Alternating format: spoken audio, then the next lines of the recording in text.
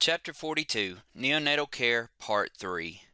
In this lecture, we're going to discuss specific conditions in neonatal care. The specific conditions that are going to be discussed include apnea, bradycardia, acidosis, pneumothorax decompression, meconium-stained amniotic fluid, diaphragmatic hernia, respiratory distress and cyanosis, and premature and low birth weight infants. So starting with apnea. Apnea is common in newborns delivered before 32 weeks of gestation. It's rarely seen in the first 24 hours and is defined as a respiratory pause of greater than 20 seconds.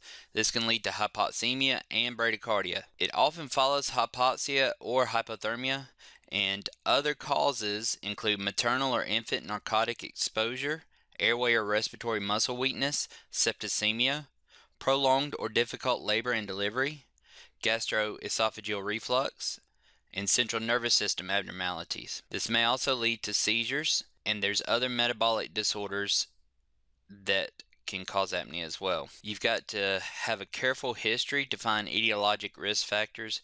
Be sure that you perform a physical exam which includes other vital signs as well. So there's a difference in primary apnea and secondary apnea. Primary apnea is, by definition, after a relatively short period of hypoxia, the newborn may have a period of rapid breathing followed by apnea and bradycardia.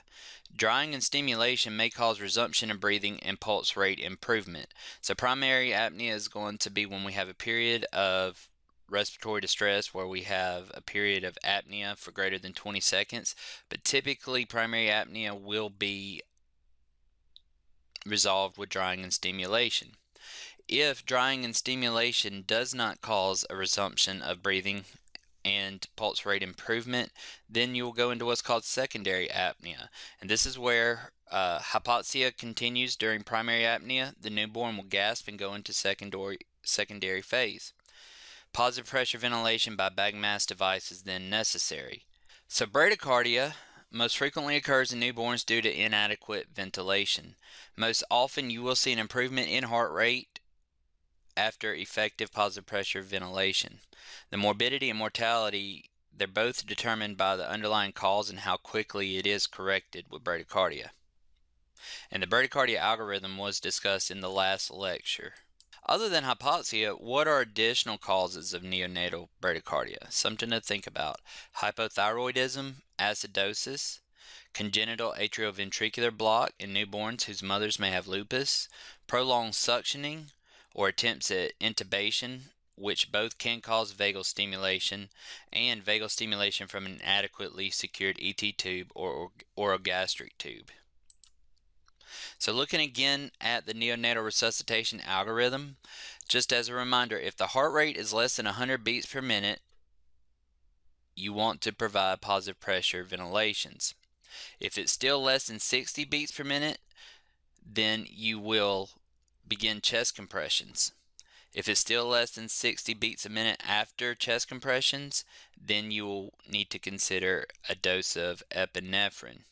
So the heart rate is assessed by auscultation or palpating the base of the umbilical cord. So as a review, if the heart rate is less than 100 beats per minute, provide positive pressure ventilation and assess airway patency. If less than 60 beats per minute, and despite 30 seconds of effective positive pressure ventilations, then begin chest compressions. If less than 60 beats per minute after 30 seconds of effective ventilation and 30 seconds of chest compression, then you would start epinephrine. Also, considerations for a low umbilical vein may be considered. This is going to be the preferred access to administer medications during resuscitation. Administration of epinephrine via the ET tube may be considered while IV access is being established, but it is not the preferred route. After about a minute of administering epinephrine, check the pulse rate and ensure the ET tube is not dislodged. Ensure that chest compressions are being given to adequate depth of 1/3 the anteroposterior diameter. Focus on maintaining normothermia and transport the patient to a facility that is able to handle high-risk neonates. Acidosis. So you should suspect metabolic acidosis if bradycardia persists after you've done your interventions that we just talked about: adequate ventilation, chest compressions, and volume expansion. You could consider administering a bolus of normal saline, but the best treatment is to identify and correct the underlying cause. Pneumothorax decompression. A pneumothorax in the newborn can occur if the infant inhales meconium and the lung is weakened by infection. Signs of significant pneumothorax include severe respiratory distress, unresponsive positive pressure ventilation, and unilateral decreased breath sounds. You may also hear a shift of heart sounds if the pneumothorax is on the left side. So, to perform the pneumothorax decompression, you should first clean the area with alcohol around the second intercostal space, midclavicular line. You're going to need a 22 gauge butterfly needle attached to extension tubing, a 3-way stopcock, and a 20 milliliter syringe. Palpate the upper edge of the second rib and insert the needle above it. At the same time, a second provider pulls back on the syringe and slowly advance the needle until air is recovered. If the syringe fills with air, turn the stopcock off to the newborn, push the air out from the syringe, open the stopcock to the newborn, and continue withdrawing air. Remove the needle when there is no more air to be withdrawn. If symptomatic ongoing air leak, insert a 22 gauge angiocatheter in a similar location. This may further tear the lung and is more likely to kink than the butterfly needle. The tubing may then be taped to the chest and briefly occluded. Place the tubing in a small bottle of sterile water and release the tubing occlusion. This relieves the pressure buildup until the patient can be transported. During the transport, monitor for reaccumulation of the pneumothorax. Meconium-Stained Amniotic Fluid. A small percentage of babies delivered in the presence of meconium-stained amniotic fluid may develop meconium aspiration syndrome. This carries a high risk of mortality and morbidity, and is more common in post-term newborns, those small for their gestational age, and newborns stressed before or during delivery. If the newborn passes stool before birth, they may inhale the meconium-stained amniotic fluid. The airway may become plugged, causing hypoxia, thus leading to atelectasis, persistent pulmonary hypertension, hypoxemia, or aspiration pneumonitis. A ball valve affects with an increased risk of pneumothorax. May cause a delayed drop in pulmonary vascular resistance, which can cause a right to left shunting across the foramen ovale, or the patent ductus arteriosus, which we will talk more about in part 4. To decrease the risk of persistent pulmonary hypertension, you want to ensure a clear airway, keep the newborn warm, minimize stimulation, and administer supplemental oxygen when necessary. If meconium aspiration occurs, follow closely for signs of deterioration. If the newborn is depressed, start positive pressure ventilations. Intubation and suction may be required to remove an obstruction. If the newborn is not responding well to the care outlined in the neonatal resuscitation algorithm, suspect airway occlusion or pneumothorax, and then take the steps to minimize hypothermia and reassess frequently and transport immediately. Low blood volume. Fluid resuscitation may be needed if the newborn has significant depletion due to the following conditions: abrupto placenta, twin-to-twin transfusion, placenta previa, septic shock, and there are several other conditions that could cause low blood volume in the newborn. Signs of hypovolemia include pallor, persistently low pulse rate, weak pulse, no improvement in circulatory status despite efforts. In a newborn, place a low umbilical vein line. In a neonate who is more than a few days old, place a peripheral IV or IO line. Consider administering a fluid bolus. Multiple boluses may be administered if the patient remains clinically hypovolemic. Pallor, persistently low pulse rate, weak pulse, and no improvement in circulatory status. Diaphragmatic hernia. A diaphragmatic hernia is an abnormal opening in the diaphragm. It causes the abdominal contents to herniate into the chest cavity, which causes the heart and the mediastinum to shift to the contralateral side of the hernia. Postnatal signs and symptoms include respiratory distress, heart sounds shifted to the right, decreased breath sounds on the left, bowel sounds heard in the chest, and a scaphoid abdomen. Overall survival for infants born with diaphragmatic hernia is 67%. With newborns with diaphragmatic hernia, there may be few or no symptoms or severe hypoxia.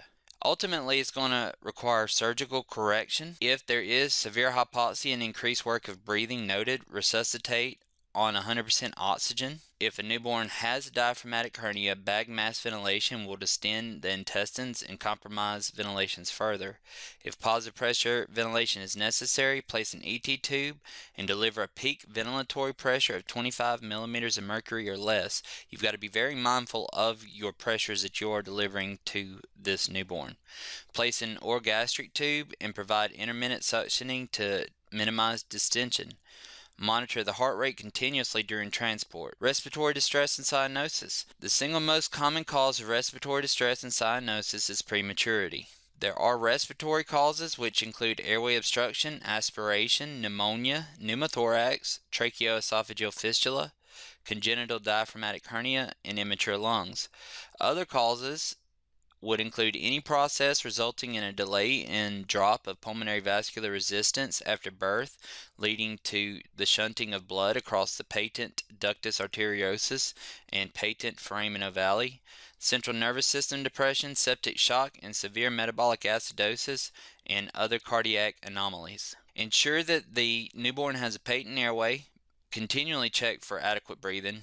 Make sure the pulse is present because obviously we're going to take a little bit of a different route. Assess respirations.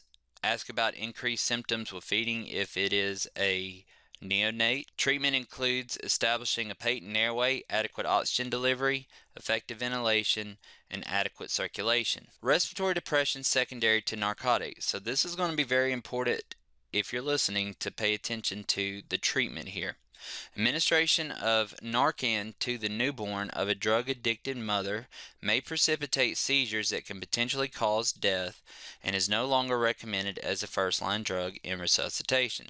So again, if you suspect that a newborn has respiratory depression due to narcotics, but the mother is drug-addicted, then Narcan or naloxone is not recommended as a first-line drug in resuscitation. In the case of the newborn experiencing respiratory depression from the mother's chronic use of narcotics, provide ventilatory support and transport immediately. Again, we do not want to stimulate withdrawal symptoms or cause withdrawal symptoms in the newborn by giving Narcan and reversing the effects of the narcotic.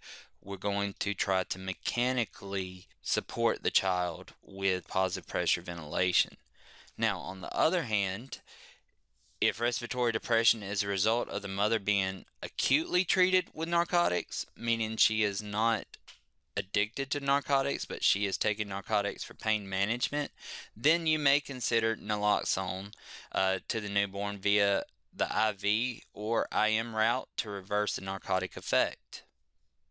Again, we're still going to provide positive pressure ventilation.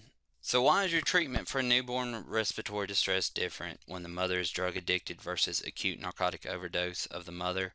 Because Narcan could cause withdrawal type symptoms, seizure, other types of issues in the newborn that is born to the mother that is drug addicted, because the drugs cross the placental barrier, and so when the newborn is born, unfortunately, the newborn is also addicted to that drug as well.